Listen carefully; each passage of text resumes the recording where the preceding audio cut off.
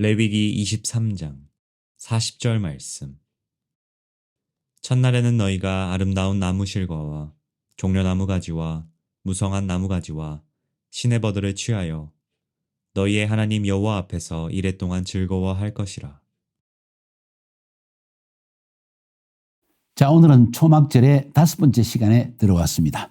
초막절을 어떻게 지킬 것인가? 그것은 후파 장식을 해야 된다 하는 것을 말씀드리고자 합니다. 초막절은 초막, 얼기설기 만드는 임시 거처입니다. 그것도 그저 짐승이나 살 수 있는 그런 움막을 말하는 것이 초막입니다. 무슨 말인가 하니 우리가 이 세상에 살고 있는 것은 육신의 후패한 몸속에 살고 있는 것은 마치 이런 초막, 수카에 살고 있는 것과 똑같은 것이다. 그런데 그것이 우리에게 사실은 하나의 후파가 되어진다.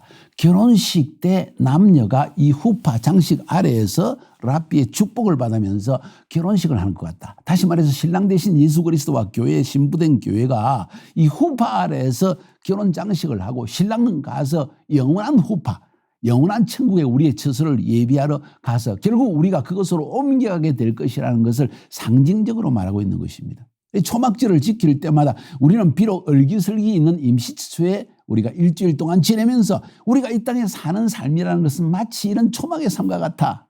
그런데 하나님은 이것을 후파로 신부의 방으로 신방으로 만들어 주실 것이다. 영원한 처소로 만들어 주실 것이라는 믿음을 가지고 행하는 것이 바로 초막절이라는 것입니다. 창세기 1장 14절에 보니까 하나님께서 말씀하시기를 하늘의 궁창에 광명이 있어 주야를 나뉘게 하라. 또 그 광명으로 징조와 사시와 일자와 연한을 이루라. 징조와 사시와 징조라는 거 우리가 잘 알겠죠? 그리고 사시, 여기 사시라는 것은 계절이란 뜻이 아니고 이것은 바로 시간, 히브리 말로 하면 모에딤, 이건 하나님의 시간표, 하나님이 우리와 만나는 시간, 이것을 하나님이 정해놓았다. 이 말은 하나님께서 이미 세상을 창조하실 때 절기라는 것을, 모에딤은 다른 말로 표현하면 절기, 회중, 만남 이런 뜻인데 하나님께서 우리와 만날 시간, 구원을 위해서 만날 시간을 미리 예비해 놓으셨다는 것을 이야기하고 있습니다. 그 가운데서도 가장 중요한 절기가 무엇이라고 꼽으라고 한다면 바로 초막절입니다. 왜 수많은 절기 가운데 초막절이 가장 중요할까요? 이스라엘 역사를 통해서 그들은 초막절을 계속 지켜왔다는 것을 우리가 알 수 있습니다. 다른 절기를 잊어버렸습니다. 사실 유월절도 잊어버리고요, 오순절도 잊어버리고, 근데 초막절은 꼭 지켰다고 합니다. 왜냐하면 기쁨의 절기이기 때문입니다. 추수를 하고 나서 항상 수장, 그러니까 모든 곡식과 과일들 추수한 것을 저장하는 절기이기 때문에 해마다 찾아오잖아요.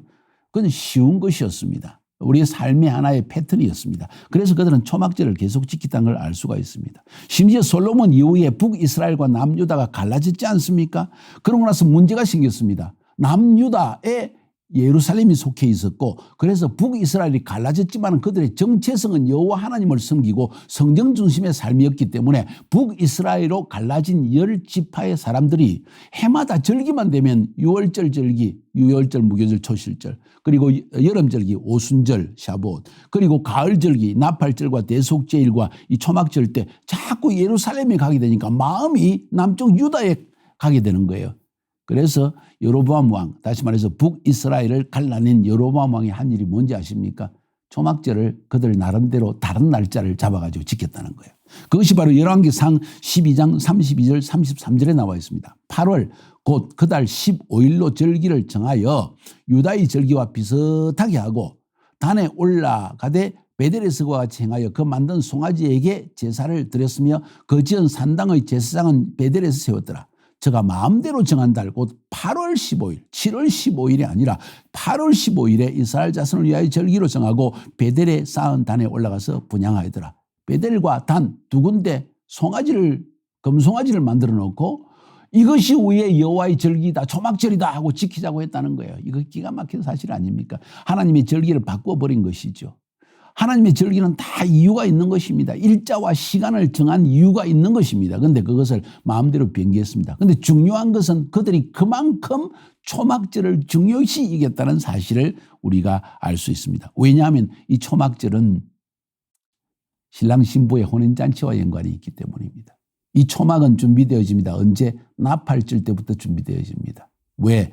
나팔절, 바로 메시아가 공중재림하여서 신부된 교회와 신랑된 그리스도가 혼인잔치가 벌어지는 곳이기 때문입니다. 그래서 이 초막절은 바로 이 신랑 신부를 위한 후파 장식을 준비하는 시간과도 같은 것이다 하는 의미를 우리가 성경에서 볼 수가 있습니다. 그러면 이 초막절의 후파 장식을 어떻게 해야 될까요? 어떻게 이 후파 장식을 만들어요? 여러분 이스라엘 사람들 유대인들의 결혼식을 한번 본 적이 있습니까? 저는 거기에 초청받아 참석한 적은 없지만은 제가 여행 중에 이스라엘에 살면서 약 6년 동안 살면서 5년 지났나요? 거기에 살면서 유대인들이 결혼하는 그 모습을 얼핏 지나가면서 또는 담 넘어서 이렇게 본 적이 너무 많습니다. 동일합니다. 뭔지 아십니까? 내가 볼 때는 초막이에요. 그것을 후파라고 합니다. 후파를 딱 지어가지고 얼기설기 나무 기둥을 세워놓고 거기에 뭐 대충 이렇게 가지들을 덮어놓고 위에다가 막아놓고 그리고 나서 거기에서 결혼식을 합니다. 아니 좀 우리 같으면 어리어리한 무대장치를 하고 멋지는 대리석 그냥 조명장치가 멋들어진 곳에서 결혼잔치를 할 것 같은데 아니요. 그들은 이런 얼기설기한 초막 아래에서 결혼식을 합니다. 아무리 부자도 아무리 유명한 사람도 아무리 저명한 집안의 사람들도 그런 후파 아래에서 결혼식을 한다는 거예요. 그 의미가 뭔지 아십니까? 그리고 거기에 막 늘어진 가지들이 뭔지 아십니까? 성경 그것을 우리에게 설명해 주고 있습니다. 우리가 이 땅에 사는 동안에 마치 후파와 같은 곳에 육체도 후파요. 우리의 지상에서의 삶 자체가 마치 초막과 같은 삶인데 우리는 그것이 소막으로만 생각할 것이 아니라 우리가 신랑 신부와 함께 영원히 살 집을 지금 예행 연습하는 것이다. 지금 이 땅에서는 마치 초막과 같은 얼기설기 운막과 같은 삶을 살고 있지만 하나님은 우리에게 영원한 처소로 데려가셔서 신부를 데리고 그의 신방으로 데려가는 그런 신방을 우리에게 미리 보여주시면서 지상에는 이렇지만 이것이 너희들이 하늘나라에 가면 신랑 신부의 신방이 되어서 영원히 하나님과 얼굴을 대면하여 보게 될 것이다. 이런 의미에서 후파 장식을 한다는 거예요. 초막절에.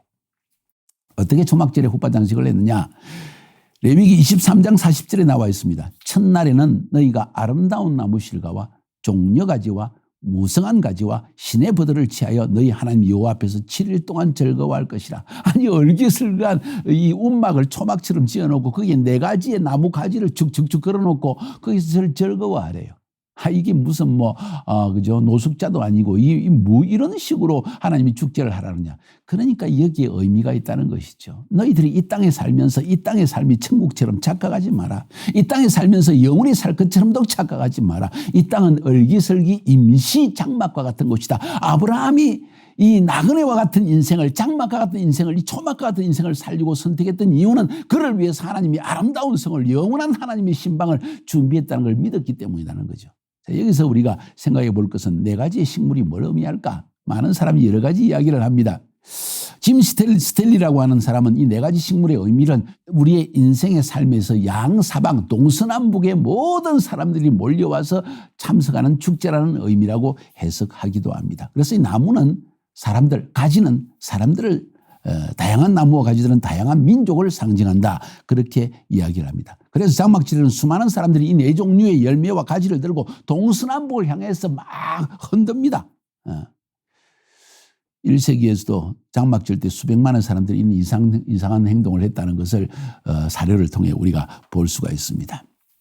자, 그러면서도 어떤 랍비는 이런 해석을 합니다. 상당히 의미 있는 해석입니다. 4가지의 식물을 오늘 성경은 말하고 있습니다. 아름다운 나무실과 종려가지, 무성한 가지, 시내버들 4가지죠.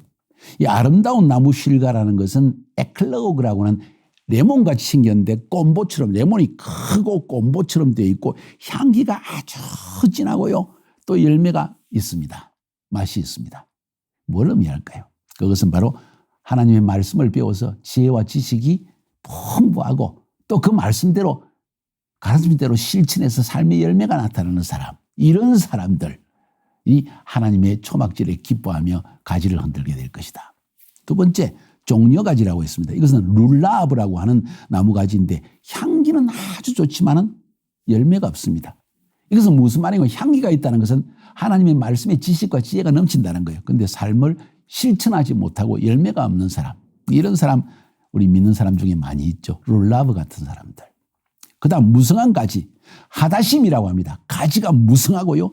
아름답지만은 향기도 없고 열매도 없습니다. 근데 이 사람은 가지가 무성하다는 것은 사실은 선행을 많이, 착한 일을 많이 하긴 하는데 하나님의 말씀의 지혜와 지식이 없어가지고 어떻게 행할지를 모르는 사람, 문제도 좀 치는 사람, 이런 사람을 바로 하다심이라고 합니다. 그런 사람도 예수 믿는 사람 많이 있죠. 마지막으로는 시내버들. 이것은 아라보트라고 하는 나무가지인데 이건 향기도 없고 열매도 없고 아무것도 없습니다. 하나님 말씀도 모릅니다. 교회 다니긴 하는데 이 사람이 구원받았는지 아닌지도 모르고 성경에 뭐가 적혀있는지도 모르고 그냥 남들이 오니까 따라고 축복만 받기 위해서 오는 사람들, 그래서 남을 돕는 것도 없고 삶의 아름다운 열매도 없는 사람을 의미합니다. 자, 이 네 가지의 가지를 가지고 얼기설기 후파를 만들었다는 것입니다. 뭘 상징할까요? 예수님이 재림하셔서 메시아가 이 땅에 오셔서 우리에게 구원을 주실 때 이런 다양한 사람들이 모두 구원을 받는다는 거예요. 그냥 착하고 성경 말씀 잘 알고 지식이 넘쳐나고 잘 섬기고 삶의 열매도 있고 이런 사람만 구원받는 것이 아니라 비록 이런 일을 하지도 못하고 어떤 사람은 열매가 없고 어떤 사람은 선행을 행치 않고 어떤 사람은 말씀에 지식이 없어가고 도대체 뭘 믿는지 모르는 것처럼 보이지만은 그래도 예수 믿어가 구원받는 사람들, 이런 다양한 사람들이 다 하나님의 초막절에 와서 그냥 열매 가지를, 종려 가지를 흔들면서 기뻐서 하나님을 찬양하게 되는 절기가 바로 초막절이라는 거예요. 한번 볼까요? 계시록 7장 9절부터 17절까지 그 이야기가 기록되어 있습니다. 이 일 후에 내가 보니 각 나라와 족속과 백성과 방언에서 아무라도 능히 셀 수 없는 큰 무리가 흰옷을 입고 손에 종려가지를 들고 보좌 앞과 어린 양 앞에 서서 큰 소리로 외쳐 그러되 구원하심이 보좌에 앉으신 우리 하나님과 어린 양에게 있도다. 모든 천사가 보좌의 장로들과 네 생물의 주위에 섰다가 보좌 앞에 엎드려 얼굴을 대고 하나님께 경배하여 가로되 아멘, 찬송과 영광과 지혜와 감사와 존귀와 능력과 힘이 우리 하나님께 세세토록 있을지로다 아멘 하더라. 장로 중에 하나가 응답하여 내게 이르되 이 흰옷 입은 자들이 누구며 또 어디서 왔느냐 가로되 내 주여 당신이 알리이다 하니 그가 나더러 이르되 이는 큰 환난에서 나오는 자들인데, 마지막 때 기독교에 큰 환난이 있다는 거죠. 어린 양의 피에 그 옷을 씻어 희게 하였느니라. 단순히 예수 믿다는 그 사실 때문에 정결함을 받고 세마포처럼 하얗게 깨끗함을 받았다는 거죠. 그러므로 그들이 하나님이 보좌 앞에 있고 또 그의 성전에서 밤낮 하나님을 섬기며 보좌에 앉으신 이가 그들 위에 장막을 치리니 초막을 치리니 후파를 치리니 저희가 다시 줄이지도 아니하며 목마르지도 아니하고 해나 아무 뜨거운 기운에 상하지 아니할지니 이는 보좌 가운데 계신 어린 양이 저희의 목자가 되사 생명수 샘으로 인도하시고 하나님께서 저희 눈에서 이 눈물을 씻어주실 것입니다. 할렐루야. 그러니까 초막절을 지키는 것은 쉬울까요, 어려울까요? 쉽다는 거예요. 왜 쉽습니까? 그냥 산에 가서 나뭇가지 주워가지고 그 위에 가지만 이렇게 얼기설기 얹으면 된다는 거예요. 임시처소입니다. 아름답게 지을 필요가 없습니다. 그것을 막 이탈리안 이 대리석을 가지고 막 멋있게 만들 필요도 없습니다. 거기에 멋있는 그림을 그릴 필요도 없습니다. 멋있는 이 참 철봉으로 만들어 가지고 아름답게 장식할 필요도 없습니다. 아주 단순하고 소박하게 지켜야 된다는 것입니다. 현대인의 허세에 속지 말라는 거죠. 현대인들은 누가 잘 사나, 누가 멋있게 사나, 누가 더 예쁘게, 더 좋은 집, 더 좋은 차, 더 좋은 새로운 컴퓨터, 그때마다 인생은 더 고달파지는 거예요. 갈수록 자꾸 새 것을 해야 되니까 경쟁심입니다. 초막절은 가장 단순한 형태의 삶을 연습하는 것입니다. 어쩌면 그때는 전화도 없고 컴퓨터도 없고 카톡도 없고 그냥 있는 그대로 내 아무것도 가지지 않고 온 것처럼 아무것도 가지지 않고 갈 것이다. 그런데 하나님은 나를 위해서 가장 아름다운 후파의 처소를, 신방을 준비할 것이라는 믿음으로 지키는 곳이라는 거야.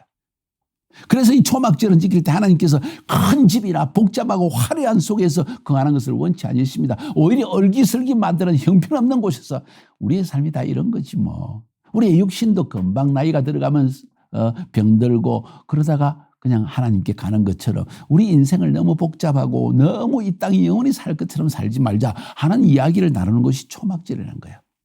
그래서 이 초막절은 겸손하고 회개하고 정말 주님 앞에 자신을 낮추는 사람들이 진정으로 지킬 수 있는 것이 바로 초막절이라는 사실을 우리가 기억할 필요가 있습니다. 그런데도 불구하고 마치 광야와 같은 삶 속에서 초막을 짓고 이스라엘 백성들은 살았지만 하나님이 구름 기둥과 불 기둥으로 인도하시고 밤에는 불기둥으로 따뜻하게 하시고 낮에는 구름 기둥으로 뜨거운 햇빛을 막아주셔서 그들의 길을 이끌으셨다는 사실을 매일 간증하면서 초막에서 일주일 동안 지키면서 하나님이 내 삶 가운데 어떤 은혜를 베푸신 데를 간증하는 절기가 바로 초막절이다. 그래서 결국은 우리가 이 초막은 이 땅에 사는 동안 있을 것이요 하나님은 영원한 천국에서 후파 영원한 처소를 신방을 우리에 준비하신다는 이 간증과 소망을 나누는 것이 바로 초막절의 핵심이라는 것입니다. 사랑하는 여러분, 초막절을 통해서 우리가 알아야 할 것은 바로 우리가 살고 있는 지금 이 땅이 초막과 같은 인생이라는 거죠. 육체도 초막이요 인생 자체가 초막이다. 언젠가는 버리고 갈 것이다. 어디로? 하나님이 예비하신 영원한 처소로. 이것이 바로 초막절의 중요한 의미입니다. 초막절은 혼인잔치를 신랑 되신 예수 그리스도와의 혼인잔치를 영원한 아버지 집에 가는 것을 예행연습하는 절기이다. 승리하시기를 주님의 이름으로 축복하여 드립니다.